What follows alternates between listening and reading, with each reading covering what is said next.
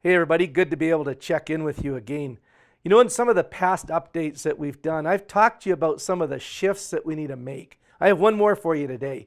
And really, there's shifts that the Lord is asking me to make. I think what we need to do is we need to learn to shift from fear to faith. You know, fear is so pervasive out there right now. People are afraid of everything. What's the government up to? What are they doing? What's Bill Gates doing behind all this? What's in the vaccine? All that kind of stuff breeds fear. But you know, when you move from fear to faith, you become obsessed not with what the government's doing or Bill Gates. You become obsessed with what God is actually doing. You know, God is up to some amazing things in our world. He's working in our community more than you could ever imagine, drawing people to Christ. But more than that, what God is up to is He's up to some spectacular things that we would miss if we weren't looking out for what He was doing. Let me give you an example. You know, a lot of people are worried about the vaccine and what's in it, what's going to happen to us.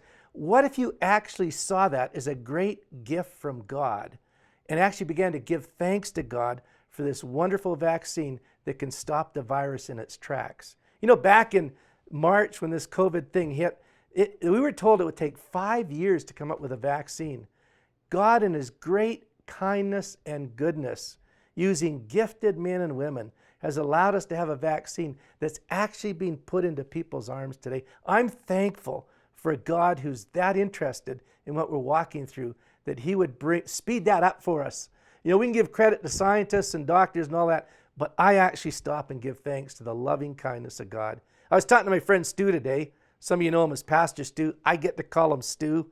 And you know, I was talking to him today, and he talked about God's love this way. He said it's love on steroids. I'm seeing so many examples of that today. I want to encourage you to move from fear to faith.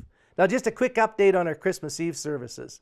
You know, this year we can't have the same capacity in the building, so we've added 2 services. We're going to have 6 Christmas Eve services. They're going to start at 12 o'clock on Christmas Eve, and then 1:30, and then 3, 4:30, 6 o'clock, and 7:30. You get all that? You can go online and you can check that out too. Registration is open right now, and I'd encourage you to register as quick as you can because our capacity is limited. And you know what? This is a fantastic opportunity to call your friends and neighbors, family, say, hey, why don't we go to a Christmas Eve service together? I mean, not much else we can do in this world together, but we can do that.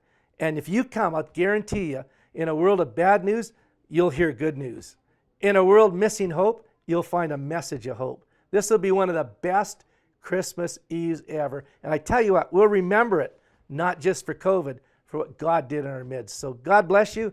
Look forward to seeing you on Christmas Eve.